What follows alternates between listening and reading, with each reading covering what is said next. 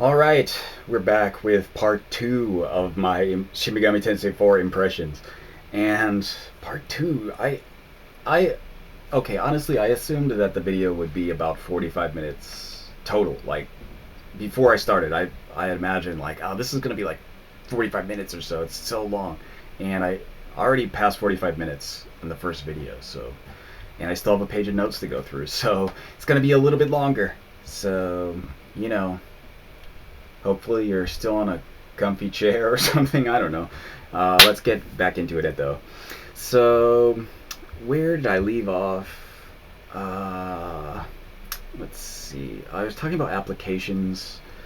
Uh, Actually, let's go back into that. The applications are pretty important, and they're important in the sense that you can't get all of them. I don't think it's possible to get all of them in a single playthrough.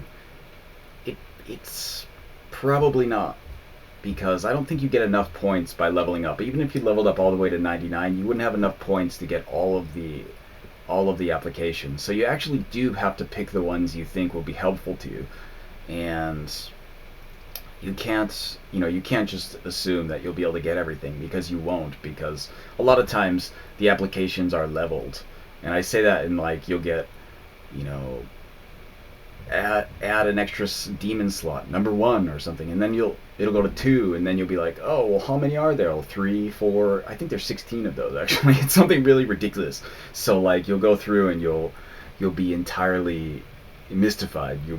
You'll just keep looking at these things, and they'll keep coming up every time you buy it. Here's another one, here's another one, here's another one. And the levels will get really high. Sometimes, well, most of the time it goes up to 4 for a lot of things, but sometimes it just keeps going and going, so you run out of points really quickly. And you have to really think ahead as to what kind of things you want to do with the applications, and what do you think will be important. And sometimes you just want to hold on to them in the in the event that something else gets unlocked later, and you want to get it. Or, what I'm saying is, you should probably conserve them from the beginning. You shouldn't just get everything you can right away, because sometimes that kind of comes back to bite you. But what else? Let's see. I talked a bit about the armor and stuff in the previous video, but I wanted to mention that the armor is part of the things that are one of the kind of crossovers with other games. It's not a crossover so much as it's like a reference to past games. And you'll find the armors range from cool looking to goofy to kind of like throwbacks and things like that. There's a good range, and there's a nice kind of, they all look good, and some of them are just kind of funny. So, for example, there are ones that are like, look like, your initial one are kind of samurai-esque, I guess. Then you'll find other ones that look like kind of Knight Templar type armor. They have like I don't know what that thing is. It's like a smock over a chainmail or something like that. And then you'll get into Tokyo, and you'll find these like, like army military fatigues and stuff like that. You'll find stuff that's like totally different. And then, like, later on in the game, you'll start finding things that are ridiculous, or you'll find like Kamen Rider looking outfits, and then you'll find like, how do I explain this? Like, bioorganic looking things. I don't really know how to explain that. That's what they look like. They look like kind of armor that demons spit up on or something. That's how I would explain it. And then there's Demonica suits from Shin Megami Tensei Strange Journey. You'll find pretty early. You find a Demonica suit that you can use. You don't have to use it, but you know it's not. It's actually pretty good armor. It's much better than in the armor you can buy in the beginning of the game. So you probably will be using Demonica suit.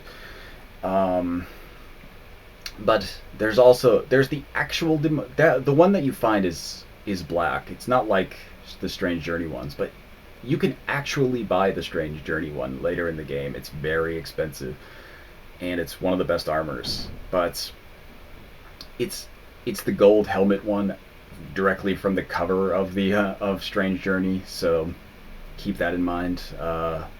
If you are saving up money for something, it's a good one to save up for.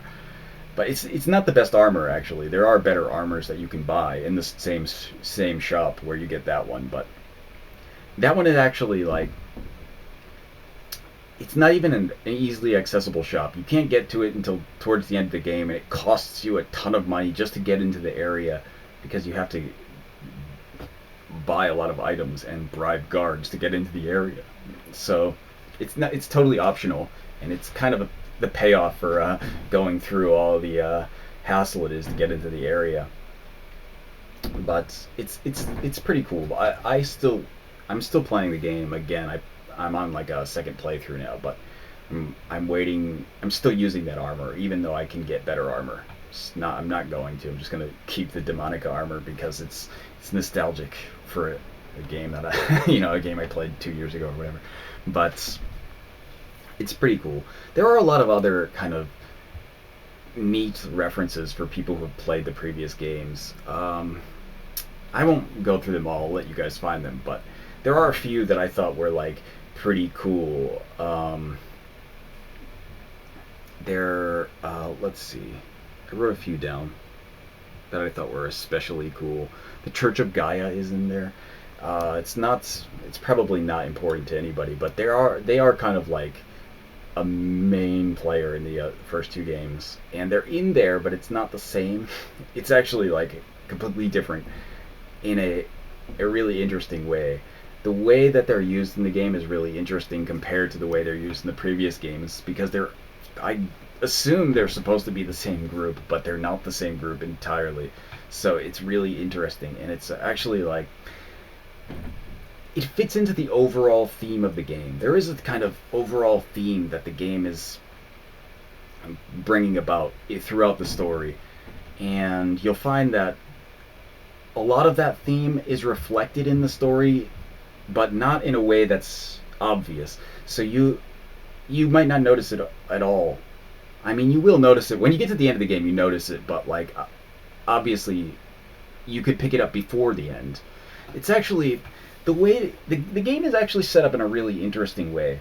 The main story will answer a lot of your questions about what is happening, why are things the way they are. I'm trying not to give any spoilers, so I'm not being specific, but you do find a lot of that stuff in the main story, except if you take the time and the trouble to talk to everybody, you go everywhere more than once in some cases and talk to everybody who's there, talk to everybody who's around, you'll actually get a lot of backstory, and you'll get a lot of story elements that are more in depth from these random people than you will from the main story.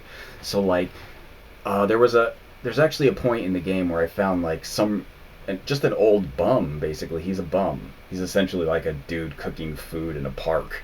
Like, he has no place to live, and he'll tell you a really long story, but the story is like, I mean, it's not, he doesn't know you, but it's essentially the origin story for for your characters, which is not explained anywhere else as clearly as this random bum cooking food. So it's actually really interesting that you can find and this is like way earlier than you would actually find out about any of that stuff in the game, in the main story. So it's really interesting the way that they did this. Like, you can actually find out a lot of lore and things that will happen later in the game just by randomly talking to people around town, in the various areas, and you can kind of get a good feel of who the characters are, which faction is which faction, and what are they doing, and what are their goals. You can figure it all out beforehand if you talk to everybody. So I recommend highly that you talk to everybody, and in many cases more than once. But that was a cool part. I thought it was really interesting how they tied a lot of the stuff like that together with just random characters that you wouldn't.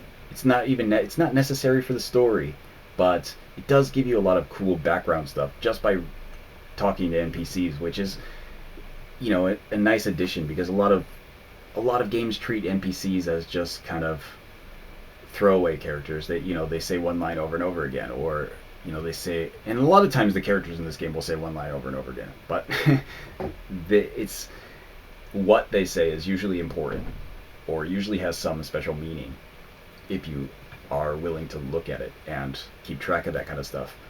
So it's pretty cool. And let's see.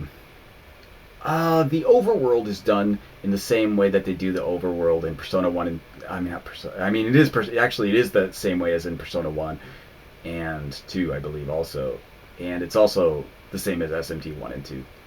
You're kind of a triangle with a circle on top that navigates around a map. You do move. There are enemies also on the map, but you are this kind of triangle with a circle. Essentially, that's how the old games are too. They're exactly like that. So I understand why they did that. People are probably going to hate that, but I mean because it's old, it looks old, but that's how the game plays. That's how the games are originally. 1 and 2 are exactly like that. So I thought it was actually a nice way to keep the on-map movement away from something like how they did Persona 3 on the PSP, where it's just like kind of map selections. And I kind of assumed it would be that way, actually, because the initial part where you're in the castle is kind of just map selections to move about. But then it moves to the map, the actual moving around the map with the triangle and circle, which is, a better option, I think. It does give you the option to kind of have to navigate around by yourself, and you have to figure out how to get places, and you can find things on the map, and you can find a lot of extra areas to go into. So I will go into that, actually. The side quests are numerous. There are many, many, many side quests in this game. And you don't have to do any of them, I don't think. I don't think there's any that are necessary. Except you want to do them. And a lot of the times, they are kind of fetch questy. A lot of the times, it's just kind of like, collect this kind of, livers of these demons, or this kind of demon meat for us, or whatever. A lot of that stuff happens, and a lot of the time you can clear those kind of quests before you even get them. And I say that like you'll get the quest and you'll have already cleared it because you have that stuff in your inventory. That happens a lot with those kind of fetch quests, so they're not tedious. They're just not like there's rare drops or anything with those. Every one of those demons will drop it when you find them, so it's not hard to do those, so they're not tedious. But there are a lot of different other types of quests where you're usually searching for items, but you don't know where they are. It doesn't give you any clue. Sometimes it gives you a clue, and sometimes it doesn't. So you're just kind of, if you find this item, bring it here, and we'll give you something, or we'll give you money, or we'll, trade you this thing, or whatever. But it's pretty cool. These are all like kind of quests you get from the quest area. There's like bars in each town that give quests. It's like the old kind of tavern where you can talk to characters to get your quests. It's a lot like that, which is like kind of a nice throwback to regular. I want to say I'm thinking TRPG, which is what Japanese people say, but it's actually just like pen and paper role playing games. Well, what else is there? The quests also. They're hard to find sometimes. And any of the quests that you get at the bars are easy. You just go there, look at the menu, and your AI, Burrows, the female AI, will just take the quests, all the quests that are there, and put them in your log. Except there's a lot of quests you can't get that way. Some quests you have to get by talking to people randomly throughout the levels. So again, talk to all the NPCs. But even more difficult are quests you get from demons. If you played Persona 2, there's a lot of quests in that game that are kind of like side quests that are unimportant that you don't have to do, but you get them from talking to demons. And all like the final quests where you can go like meet the Persona 1 characters in Persona 2 are done that way. You have to talk to demons and get rumors and get quests from them. And this game actually does that. You have to talk to the demons a lot. If you talk to them a bunch, sometimes they'll give you quests. You'll start talking to them and they'll be like, I don't really want to talk to you, but can you listen to what I have to say? And if you say yes, you'll get a quest. They basically all start that way. And generally there'll be things like you have to go to this kind of demon infested place and defeat this enemy of the demon, or find this item for the demon so something can happen. There's usually a story element to these. It's like a kind of short side quest, but they're all got from demons. So, there's some pretty interesting ones too. You'll get ones like you have to find the body parts of Osiris and return them to, I forget who it is. Who is Osiris's wife? Hestus? I don't remember. I just don't remember my Egyptian mythology as well, or who it was in the game. But anyway, when you do that, you're usually kind of followed by Set, who is like way higher level than you are at the point where you get that quest. So you have to run away from him every time, and you have to keep the body parts from being damaged in the process, meaning you can't fight. Your main character can't fight. Your demons could fight. If you think you could beat Set without your main character dying or getting hit enough to damage the parts, then you'd be okay. But usually you're not. So it's kind of like a cool thing where you're running from him and trying to avoid him. He'll be waiting for you around corners and stuff. It's very like Slender Man. I thought, like, you run around the corner and he was behind you a second ago, and you'll be running, and like you'll come around the corner, there he is in front of you again, and it's like it's pretty interesting. It's a really kind of cool side quest that you get. So there's a bit of variation to them. They're not all like fetch quests and murder quests or whatever. But I'm positive I didn't find them all. I tried to talk to as many demons as I could, but obviously I didn't fight all of the demons, and I didn't talk to all of the demons because sometimes you don't have a chance, or you don't have the option. So I didn't I obviously didn't find all the quests, but there are a lot of different ones. I don't know how many total, but there's a ton. And let's see. Let me get into the classes, not classes, but the kind of character types. Like, it's really alignment. It's SMT alignment is essentially D&D alignment.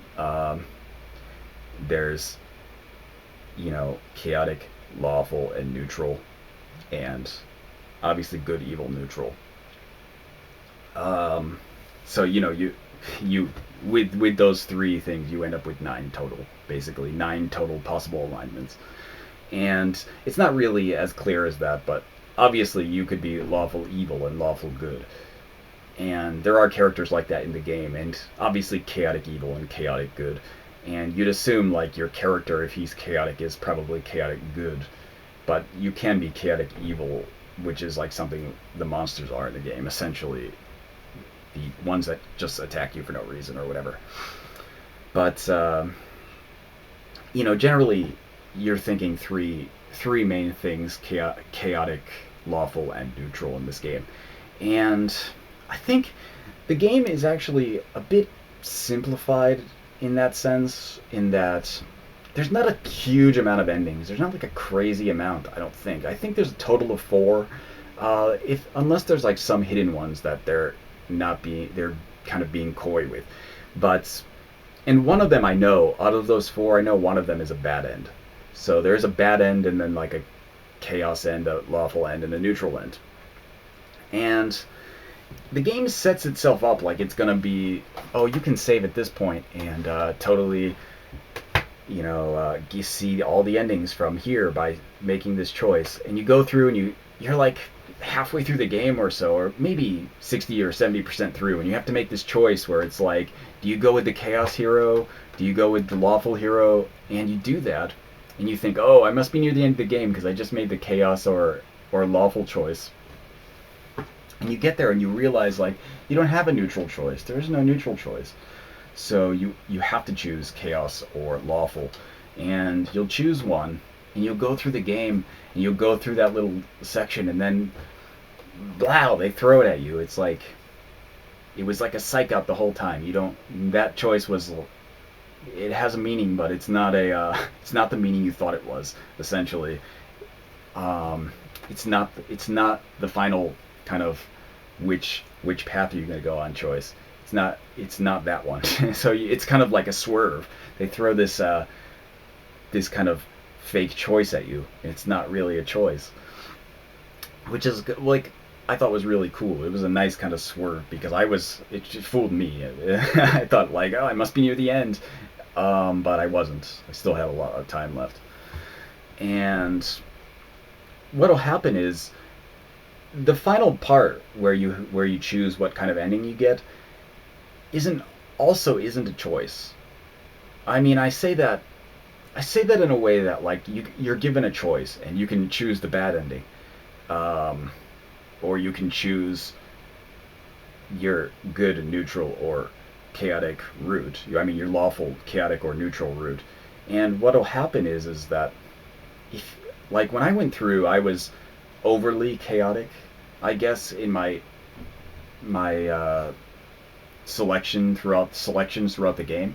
So many times you're asked questions by characters, and each time you have a selection on there, it raises your lawful or your chaos points. Basically, I don't know how the points are calculated, and I don't know where it's put in the game. It's invisible, I believe, unless it's somewhere that I didn't see. But when if you're too far in one direction, when you get to that point where you have to make the choices, you don't have a choice. You can select the other choices, except it won't let you proceed that way. So basically, the choice is not a choice. It's based on the entirety of your actions beforehand. Like when I went there, I tried to choose the neutral ending, and it didn't let me. It actually like just kept going back. It kept looping back to the selections again. So I didn't have the option to continue in the neutral route. So I went the chaotic route because it was my only choice. So what you're doing in the game actually matters. How you play the game actually matters. It's not based on one choice at the end or one out of three choices at the end. You can't save at that point and reload and go to the next route. It doesn't work that way. It actually matters what you did throughout the entire game. And then when you get to that point, you have to go the route that you've made for yourself, essentially. It's not a choice. It's based on all these other choices. It's the culmination of all your choices is the final choice, basically. Which I thought was, it's good. It's actually a good way to set up the game because it doesn't boil the whole thing down to like, I was a dick the whole game, but I'm totally gonna choose the opposite of that at the end. Which is, it's like that's kind of a cop out, and you can't do that in this game, which is nice. I think that's a good point. It does force you to replay the entire game though if you want to see the different endings, which is also handled differently. It's handled well actually. I think even though you have to replay the entire game, you have two options when you beat the game. After you clear the game, you have the option to kind of, I guess it's like you have kind of, I'm trying to think of what the English words for this is, and how I can explain that they're different. You have kind of, it's like reincarnate, and then you have, like, I want to say it's like resurrect. It's not exactly though, but it you have these two options are split in a way that you can either start the game with all of your money and items and levels, not any of your demons though, but you can start with your money levels, and your demon compendium is all the entries are still there, or you can just start again from the beginning essentially with the new save data. So you have two options basically at the end when you start. So if you wanted to just play through again quickly to see the opposite stories or the other choices you didn't make, you can just keep all your levels and just blow through everything right away. You'll be way high level when you start, and all the enemies are obviously not scaled to fight you, so you can just kill everything in one turn without any demons. If you had none, you wouldn't even have to recruit any. You have to. It's part of the game. You have to continue. But if you had no demons, they all died for some reason. Who cares? You don't need them. You can just blow through everything at the high levels in the beginning. So it actually makes the playing through the second time a lot quicker than the first time. And I'd say I spent about 75 hours to beat the game, my first playthrough. And it shouldn't, and that's like, I really went crazy doing side quests. I did every one that I could find. So I did everything I could get, but I didn't, obviously I didn't find everything. So I know I didn't find everything because there's a lot of areas in the game that I went to and I found demons who were doing things, just kind of hanging out, and they'll talk to you, but they don't have anything. And every time there was something like that later on in the game, I'd find a quest where I had to go back and give something to that guy or talk to that guy for some reason. And there was a bunch of those that I never had to go back to. So I just didn't find their quest, I think. But let's see. Let's look at the rest of my notes. I'm almost done, so let's see. Final bosses, I guess. The final areas are going to be really different for the routes you take. So it's not kind of a swap. You have totally different bosses for each person, and you have a totally different route. You'll be coming from different directions, essentially. So it does add a bit of a replay value in the sense that you will, if you play again, the first half of the game will be completely the same, obviously, but once you start having to make choices, you'll have to do completely different things. And even though they're kind of intertwined in the story with the first swerve, you will be doing something entirely different. And by doing those other things and fighting those other bosses, you're unlocking different demons. So in one playthrough, you can't even unlock all of the demons in the game. It's not possible because you won't come in contact with them. So you won't have the option to fight them.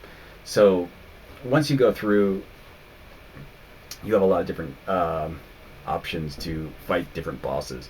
And I went on the Chaos route, so I fought a lot of Angel type bosses. So in my new game, in my unlocked demons section, I have all these angels that I can unlock, and they're just essentially the bosses. Even though, like, in my final party, I was using Metatron, who I always use in every game, and Shiva, and who else? Somebody else. I can't remember who it is. But like I said, it took me about an hour and a half or so to make those demons, because I had to fuse about 8 or 9 different demons to get to the level that I wanted them at. And by say the level I wanted them at, they're all at a fixed level when you fuse them, but to have the kind of abilities that I wanted them all to have, and to have the resistances I wanted them all to have, essentially all of them were immune to everything. I mean, maybe, see, I'm a bit of an obsessive with these things. I get crazy with the fusing because I know I can make a better demon. When in the back of my head I know it, so I keep doing it. I just kept fusing and fusing until I got something that is like immune to everything except one thing. And all of my final demons were immune to pretty much everything. I think all of them had one, not a weakness, but like everything was either a reflect or an ignore, or except for one item, which would be something like resistant to Hama-based magic is the only way you can kill this or damage the thing, besides like obviously all-purpose magic like Megiddo or something. But so pretty much all of my final demons were immune to almost everything, making my battles really easy, which is probably why I think the game is really easy, because I'm an obsessive fuser, I guess. I just make, it's like my goal in every one of these games to make demons who are immune to everything by the end, and I almost always do. I'll tell you, another thing that was kind of a new thing in this game that makes it easier is that if the main character dies, the game isn't over. Unlike the other games, if your demons die, well, okay, you just summon more or you resurrect them or whatever. But if the main character died and all your demons were still alive, you still lose. It's over. But in this game, you can actually build a party where the demons, if you have one demon who's immune to everything and has resurrect, you can't lose any battle, essentially. You can just give him some kind of resurrect and some kind of magic stealing power and healing. Essentially, you've won the game. Because if your main character dies, he can just be resurrected by the demons, which will still fight. It doesn't end the game, which again makes it a lot easier because you can do what I'm saying. You can you can make a demon who's immune to everything and just give him a resurrect, and you win. That's I didn't like that. I didn't actually like that. I felt like, in the previous games, when you made the demons who were immune to everything, you could still die.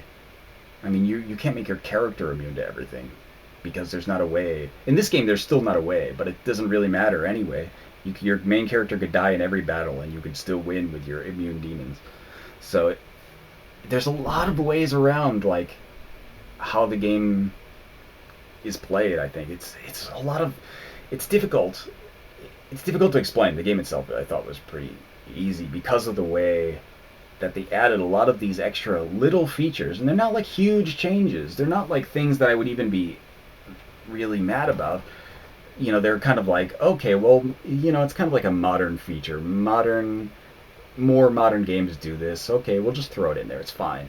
It's like a modern feature for the game. It's just a modern design standard that they threw in a lot of these. And it's fine, but it makes the game less challenging than it should be. And thinking of this, you're probably thinking, well, Joe, why don't you just play on hard? And I thought, yeah, I will play on hard. Shut up. But actually, I can't. You don't have the option to play on hard from the beginning. You can't. It's not even possible. If you die twice, you get wiped entirely twice. You will have an option to switch the game to easy mode. Totally unnecessary. If you're switching to easy mode, you're just bad at making parties in this game. You have to face that. You're bad at making parties. That's your only excuse, because there's no reason you should be switching to easy mode in this game, because the normal mode is kind of like an easy mode already. But you don't have the option in the first playthrough to switch to hard. You don't have a hard mode. You have to beat the game once to unlock the hard mode.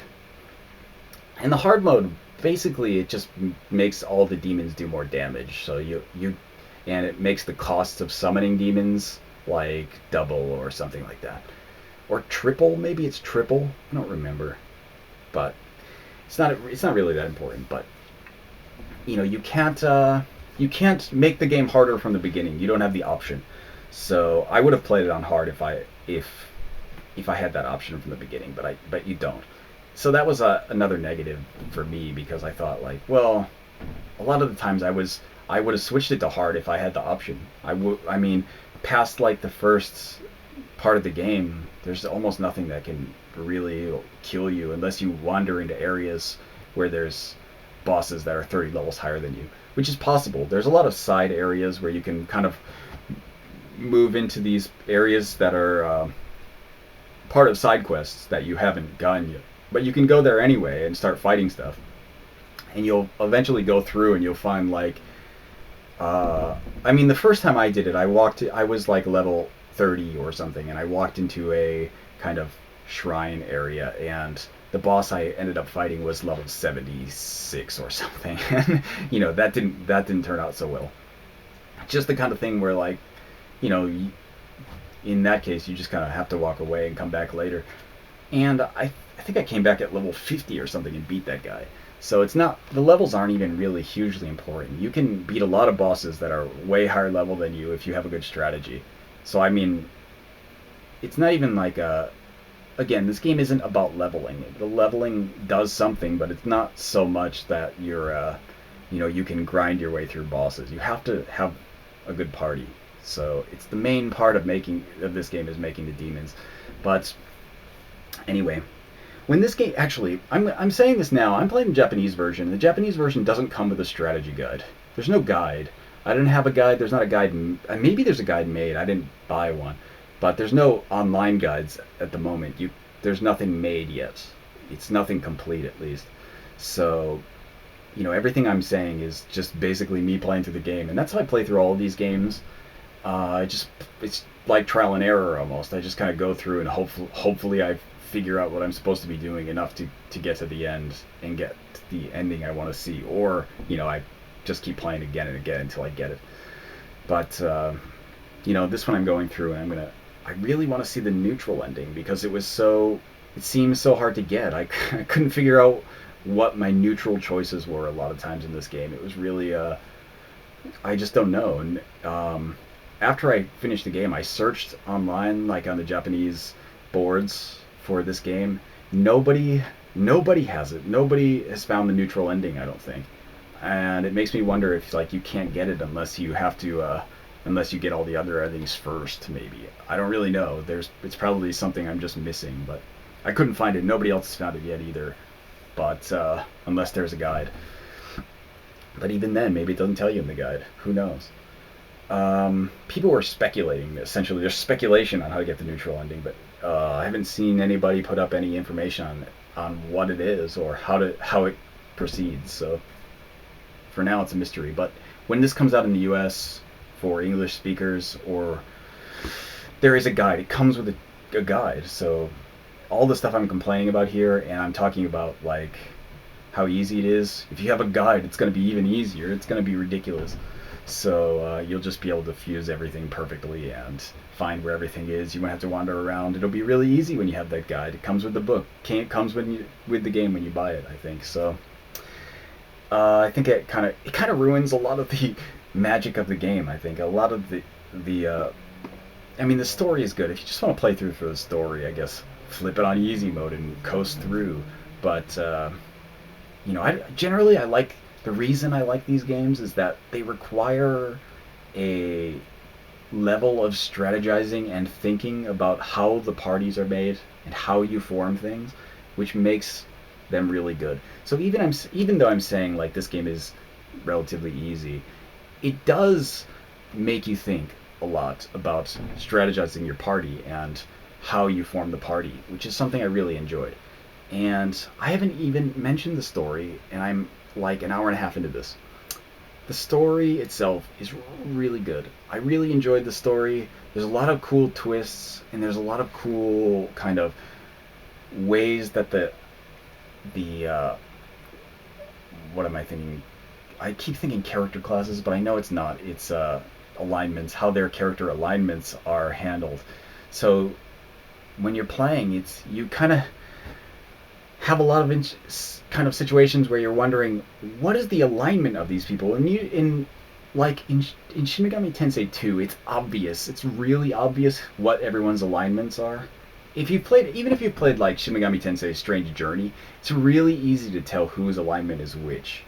And in this case, the characters' alignments are really easy to figure out. You know who the Chaos Hero is. You know who the Lawful Hero is right away. But a lot of times you'll meet all these factions throughout the game, and you kind of you think like, oh, well, this must be the Chaos faction, and then they start saying things, and you're like, wait a second, huh?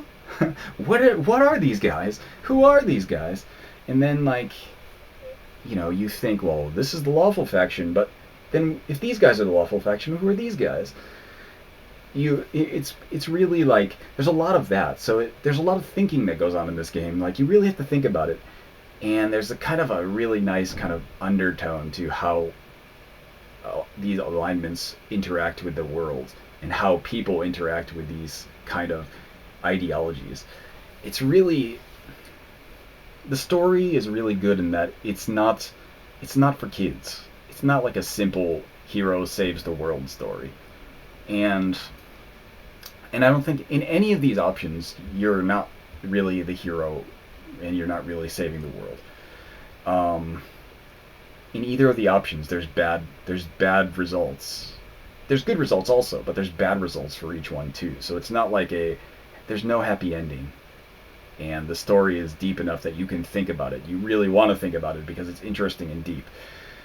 So that's basically I'm gonna stop this review. I think it's not really a review. It's just like my random thoughts in random order about this game that I really highly enjoyed. And this was my most anticipated game for the 3DS. I'm currently not looking forward to anything else on the 3DS. anything else in the near future? I can't think of anything. Hopefully there'll be something new.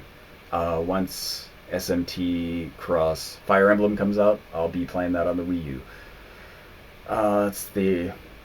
That's my next most anticipated game, I guess. So I guess until then, it's gonna be all.